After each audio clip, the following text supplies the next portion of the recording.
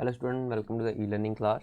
तो आज का हमारा सब्जेक्ट है मैथ्स। क्लास हमारी 8th की और एक्सरसाइज हमारी 2.2 हम कर रहे हैं एनसीईआरटी के टेक्सचुअल क्वेश्चंस। तो ये हमारी सेकंड चैप्टर का जो सेकंड एक्सरसाइज है उसका थर्ड क्वेश्चन है। तो हम बाकी के क्वेश्चंस हम पिछली क्लास में कर चुके हैं, तो हम इस क्लास में करेंगे, देखेंगे इस क्वेश्चन में क्या पूछा गया हमें। तो जैसा कि स्टूडेंट्स मैंने आपको एक्सप्लेन करा था कि आपको कोई भी क्वेश्चन सॉल्व करने से पहले पहले क्वेश्चन को पढ़ना है कि वो क्वेश्चन में दिया गया है। इस क्वेश्चन में the base of an isosceles triangle is 4 by 3. The perimeter of the triangle is 4 into 2 by 15 centimeter. What is the length of the either of the remaining equal sides? तो अगर आपको नहीं पता कि आइसोस्केलस ट्राइंगल क्या होती है, तो मैंने यहाँ पे एक छोटी सी डेफिनेशन लिख रखी है साइड पे। An isosceles triangle is a triangle that has two sides of equal length. Isosceles triangle वो ट्राइंगल होती है जिसकी दो साइड्स बिल्कुल इक्वल होती हैं, बराबर होती हैं। कोई भी हो सकती है, आमने सामने की भी हो सकती है या फिर साथ की भी हो सकती है। तो कोई भी दो जो साइड्स हैं उन ट्राइंगल की कोई भी दो साइड्स हैं जो बराबर होंगी, उसको हम आइसोस्केलस ट्राइंगल बोलते हैं। तो इस क्वेश्चन में हमको काफ़ी सारी इन्फॉर्मेशन दे रखी है कि तो ट्राइंगल है जो कि आइसोस्केलस है, और उसका जो बेस जो है वो 4/13 है। जो इक्वल साइड्स हैं वो हमें नहीं दे रखी हैं, तो हमको निकालनी लेंथ है। क्योंकि हमको कैसे पता चल, क्योंकि नहीं थी, हमें क्वेश्चन में पूछा है what is the length of either of the remaining equal two sides. मतलब कि जो बेस है वो डिफरेंट साइड है, जो इक्वल साइड्स है हमें उनका डेटा निकालना है। हमको नहीं पता कि वो साइड कितनी सेंटीमीटर्स की है, क्योंकि हमारे पास ऐसे यूनिट सेंटीमीटर में है। तो सोल्यूशन स्टार्ट करते हैं, क्योंकि अब हमको जो इक्वल साइड्स हैं वो तो नहीं पता, तो हम उसको एक्स लेट कर लेते हैं। तो यहाँ पे मैंने लिखा let the length of the equal length of each of equal side of the triangle be x centimetre. तो वो कितनी है, एक्स सेंटीमीटर। हमने मान लिया, हमें पता नहीं उसकी क्या वैल्यू है, तो हमने अब मान लिया कि वो एक्स सेंटीमीटर। अब हमने यहाँ पे लगाया है पैरामीटर ऑफ ट्राइंगल का फॉर्मूला। तो आप पैरामीटर ऑफ ट्राइंगल का फॉर्मूला नोट डाउन कर सकते हैं अगर आपको नहीं पता। तो एक फॉर्मूला होता है सम ऑफ थ्री साइड्स। तो sum of side of the triangle equals to parameter of the triangle. So perimeter हमको दे रखा है, वो कितना है, 4 into 2 by 15। सॉरी, थोड़ा साफ कर देता हूँ इसको।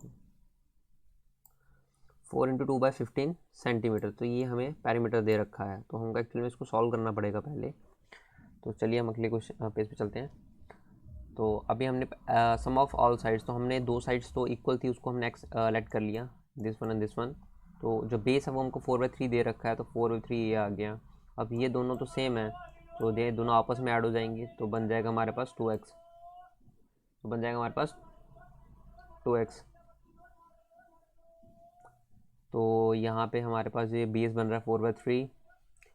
अब हम चेक करेंगे, अब हम इसको आगे सॉल्व करेंगे। तो हमें पता है पैरामीटर किसके बराबर, वो है 4 into 2 by 15। हमने एज इट इज़ लिख दिया यहाँ पे, ये हमने एज इट इज़ लिख दिया यहाँ पे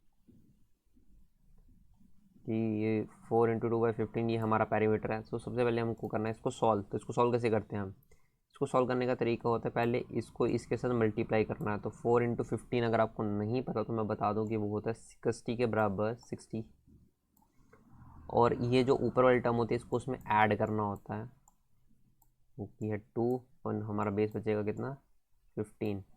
तो हमारा एडिशन होने के बाद बनेगा ये 62/15।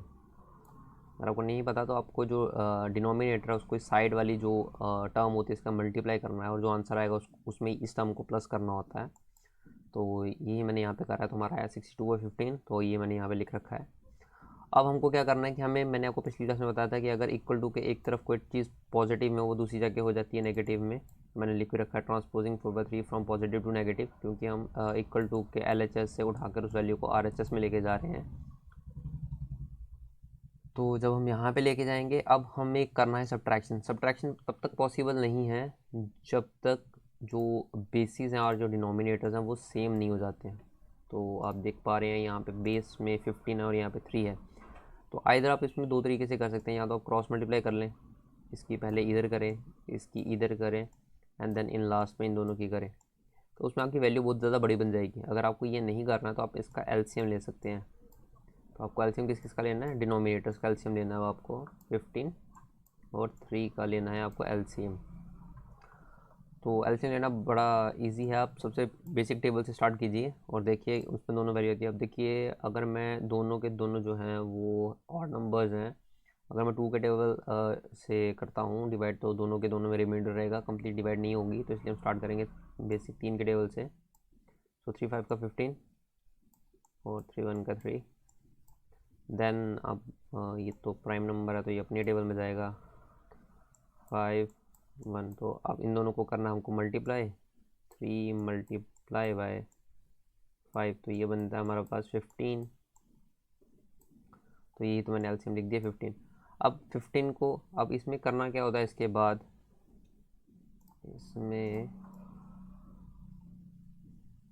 बाद करना क्या है आपको, तो ज़रा मैं वो एक्सप्लेन कर दूँ।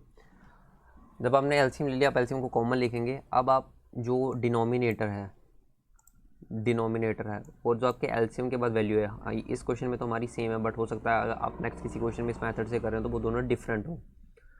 तो आपको डिनोमिनेटर को जो हमारी एलसीएम की वैल्यू आई है 15, उसके साथ आपको करना है उसको डिवाइड। तो यहाँ पे आप 15 को 15 से डिवाइड करेंगे तो 1 आएगा। जो आंसर आएगा उसको आपको करना है न्यूमिनेटर के साथ मल्टीप्लाई। तो यहाँ पे 62 आ गया, बट अब यहाँ पे डिफरेंट है वैल्यू। सो यहाँ पे 3 है तो आपको करना है इसको इसके साथ डिवाइड। सो 5 3 15, तो ये 5 पे कंप्लीट होगा डिवाइड। सो अगर आपने एलसीएम लिया है तो कोई भी ऐसा नंबर नहीं होगा, यहाँ पे आपको रिमाइंडर 1 आएगा, आपका कंप्लीट डिवाइड होगा। तो जो भी आपका आंसर आया है 5, उसको आपको करना है न्यूमिनेटर के साथ मल्टीप्लाई। तो हम करेंगे 4 को 5 के साथ मल्टीप्लाई, तो जो कि आंसर बनता है वो बनता है 20। वही मैंने यहाँ लिखा है। अब आपको यहाँ पे करनी है इसकी सब्ट्रैक्शन।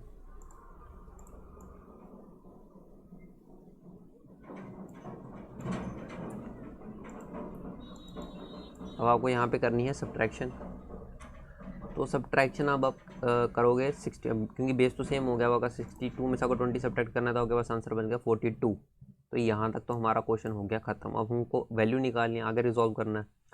इसको आगे सॉल्व करने के लिए हम क्या करेंगे कि ये जो 2 है वो x के मल्टीपल में है। तो मैंने आपको पिछली क्लास में बताया था कि अगर कोई चीज़ की इक्वल टू के एक तरफ मल्टीपल में हो तो वो दूसरी तरफ जाके डिवाइड में हो जाती है। तो सेम एज इट इज़ हमने यहाँ पे करा है, हम डिवाइड करें 2 के साथ। तो ये एक्चुअल में जो होना था वो कुछ इस प्रकार होना था, बट मैंने यहाँ पे ऐसे लिखा है। अगर आपको ये ऐसा समझ ना आए तो आपको क्या करना है मैं समझा देता हूँ कि 2x है यहाँ पे, और यहाँ पे आपका 45/15। तो अभी अगर आप यहाँ से 2 के टर्म को उठाओगे तो वो टर्म एक्चुअल में जाएगी 15 के नीचे, ये ऐसे हो जाएगा। ठीक है, तो अगर आपको नहीं पता तो मैं बता दूं कि अगर कोई टर्म ऐसी हो तो हम उसके नीचे एक 1 लगाते हैं खुद से। इस 1 की मल्टीप्लिकेशन होगी इसके साथ, और इस 2 की मल्टीप्लिकेशन होगी इसके साथ। तो अगर आप इसको मल्टीप्लाई करेंगे तो आपके पास कुछ ये कंडीशन बनती है। आपस में मल्टीप्लाई करेंगे कि मल्टीप्लिकेशन है तो आपस में होगी।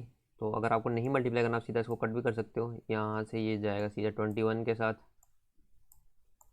तो आपके पास आंसर बन जाएगा 21/15। तो 21/15 आगे भी कट होता है, ये जाएगा 3 के टेबल में, 3 5 का 15, और ये जाएगा 7 पे। तो जो आपके पास आंसर बचेगा वो बचेगा 7/5, और ये हमने उसको चेंज करा है, ट्रांसफॉर्म करा है। अगर आपको नहीं करना तो आपका ये भी आंसर करेक्ट है बिल्कुल। सो ये हमने आंसर यहाँ पे लिख दिया, रिक्वायर्ड आंसर। ये आपका बुक का आंसर है। अगर आपको बुक का आंसर वैसा नहीं बनाने जो आपके चैप्टर के लास्ट में दे रखा है तो ये भी करेक्ट आंसर है। तो आई होप स्टूडेंट्स आपको ये क्वेश्चन समझ आ गया हो। अगर आपको ये क्वेश्चन समझ आ गया है तो प्लीज़ इस वीडियो को लाइक कर दें, और अगर आपने अभी तक चैनल को सब्सक्राइब नहीं किया है तो आप प्लीज़ चैनल को सब्सक्राइब कर दें। मिलते हैं हम अपने नेक्स्ट वीडियो में। बाय।